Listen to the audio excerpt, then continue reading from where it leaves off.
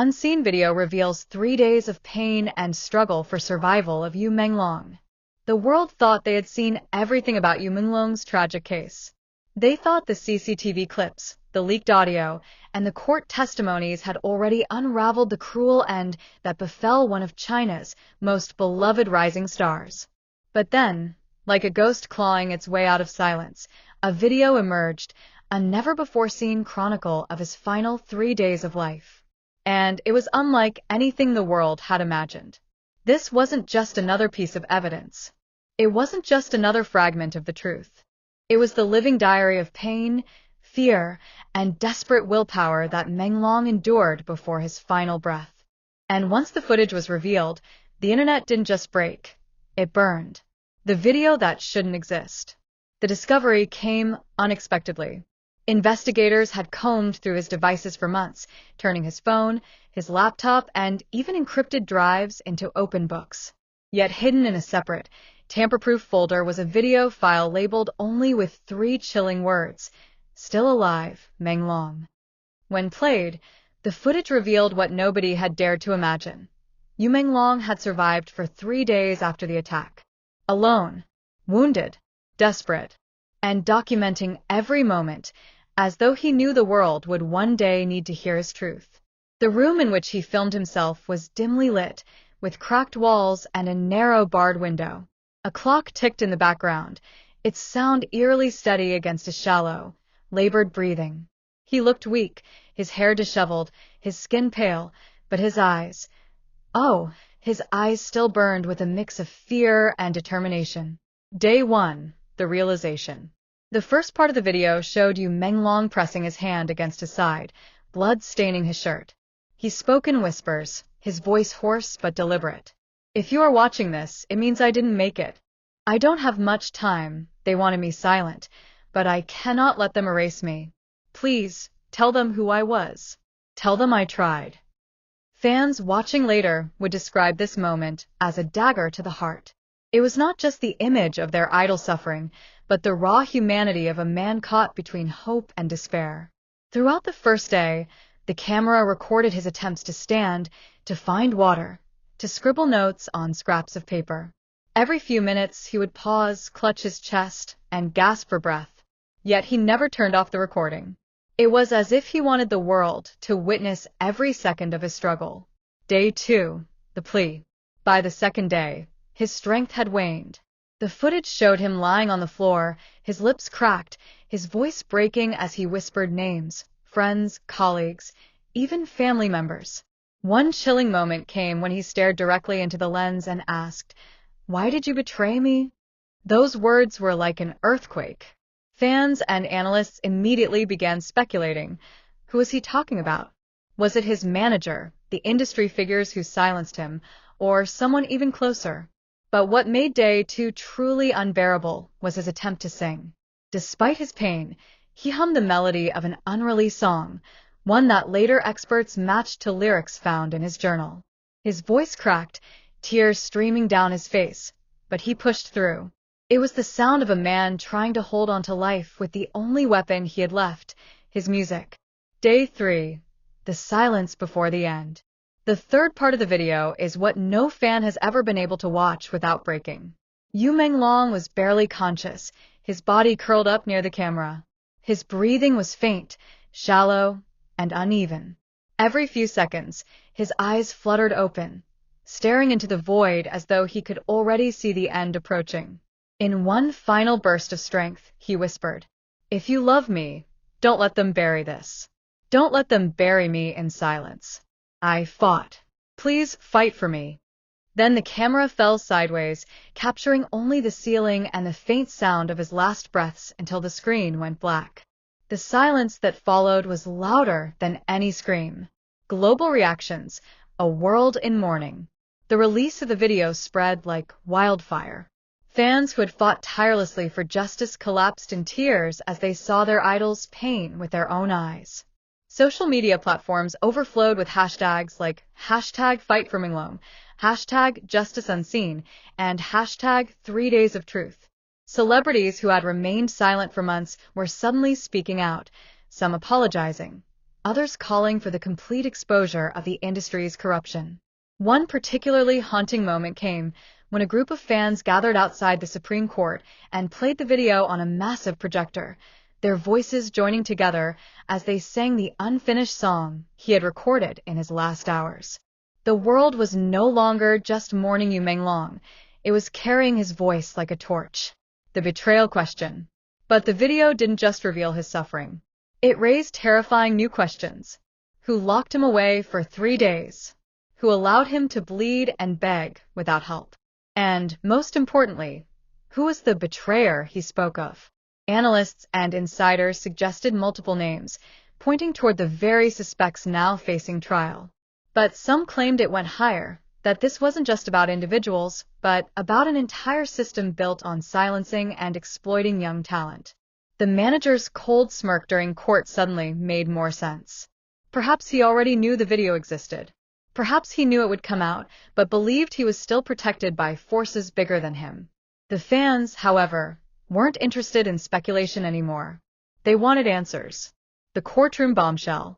When the video was officially played in court, chaos erupted.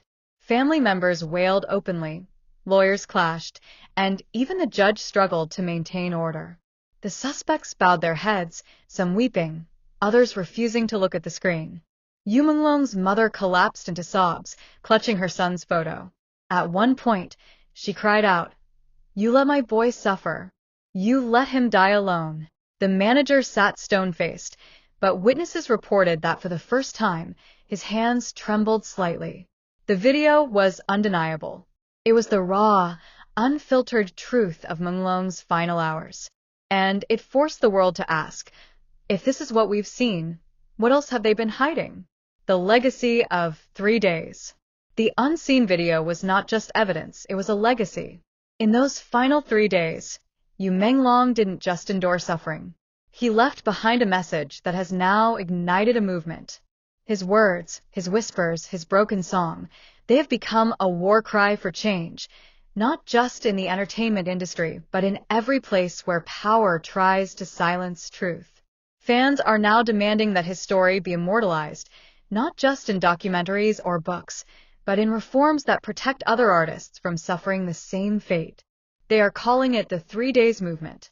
And at the heart of it is the image of Yumenglong, broken but unyielding, silenced but louder than ever.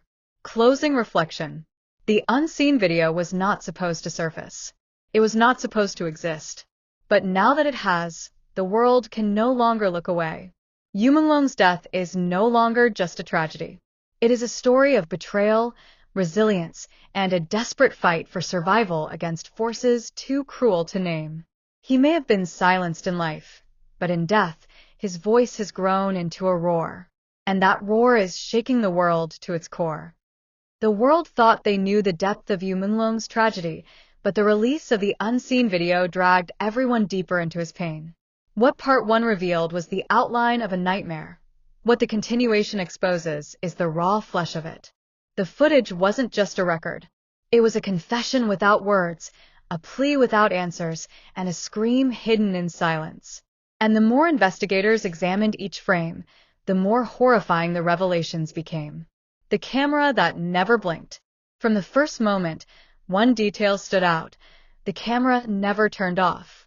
It was as if Menglong wanted to force the world to see everything, every grimace, every whisper, every drop of blood he shed. Experts later confirmed the device had a fixed battery pack, not a standard handheld one, suggesting he had prepared it deliberately. Why? Because somewhere deep inside, he must have known that his truth would only survive if it was recorded. The very act of pressing record was his rebellion against those who wanted to erase him. Day 1 more than survival.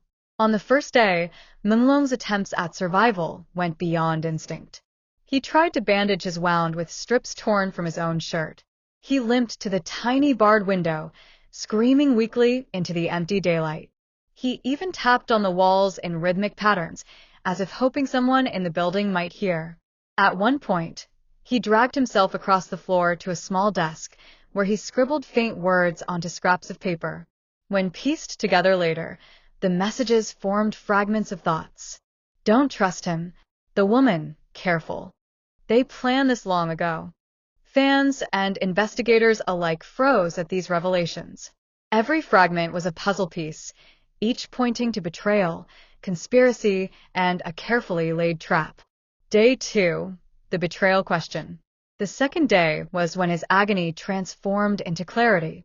He had stopped fighting the wound and instead turned toward the camera, almost as if speaking directly to whoever would find the footage. "Why did you betray me?" he whispered. His voice cracked, his eyes glassy, but the intensity of his stare could pierce steel. And then, in a moment that shook the internet, he repeated the question, only louder this time, even though the effort made him cough blood. "Why did you betray me?" Those 5 words became the rallying cry of millions. Fans created posters, murals, and even songs repeating the line, each interpretation demanding answers from the very people who once claimed to love and support him. But who was the you? Some believed it was his manager. Others pointed to industry figures rumored to be involved in shady deals. Still, a darker theory emerged, that it was someone even closer, someone he had once trusted with his life. The song that broke everyone. In the middle of day 2, Meng did something no one expected. Weak, broken, and struggling for breath, he sang. The tune was haunting, trembling, and unfinished, but it carried a depth that no studio could replicate. His cracked voice echoed through the room as he hummed what later music experts identified as part of an unreleased song from his last project. "I fought the dark, but the dark fought harder." Those were the only full words fans could make out. When the video was first played in public, entire crowds wept openly. Even hardened reporters admitted they could not keep their composure. It was the sound of a man trying to hold on to life with the only thing that had ever truly been his music. Day 3, the final silence. The third day was agony to watch. His strength was gone, his body motionless except for faint movements of his lips. He no longer had the energy to sing or write. Instead, he whispered names. Some were too faint to decipher. But one was clear, a woman's name. This single moment reopened one of the most controversial debates in the case. Was a mysterious woman part of the betrayal? Was she someone he loved, or someone used as bait to trap him? Theories exploded online. Old photos of him with co-stars, female assistants, and even unnamed acquaintances were dug up, analyzed frame by frame. But no one could confirm who the name belonged to. And then, as the video neared its end, Meng spoke one final time. "If you love me, fight for me." The camera stayed on as his breath slowed, the silence, so heavy it pressed into viewers' chests. And when the screen finally went black, millions claimed they had never felt so hollow in their lives. Fans react, a worldwide uprising. The video didn't just go viral, it triggered an uprising of emotions. In Beijing, fans gathered in candlelight vigils, projecting his last song onto building walls. In Los Angeles, a crowd of Chinese diaspora held a memorial concert, singing the unfinished lyrics he had whispered. In Seoul, Tokyo, Paris, and London, his name trended as millions shared clips of the video with captions like, "He will never be silenced." Some fans even claimed to see hidden meanings in the way he looked at the camera, gestures they swore were codes, pointing toward the guilty. Others argued that the betrayal wasn't just one person, but the entire industry that profited off his pain until it killed him. The courtroom chaos. When the video was played in court, it felt less like a trial and more like a funeral replayed for the world. Yumenglong's mother collapsed in tears, shouting, "This is my son. This is what they did to him." The suspects sat frozen, faces pale. Some wept, others lowered their heads, but one detail stood out. His manager smirked. That single smirk became the most hated image online. Fans demanded justice not just in words, but in action. They flooded government offices, signed petitions, and promised that if the guilty walked free, the people would never forgive. His voice becomes a movement. Yumenglong's final 3 days have now transcended his death. What was once a tragedy has become a movement for truth. Activists call it the 3 Days Movement, named after the footage. It stands for every artist silenced, every voice buried, every life cut short by corruption and betrayal.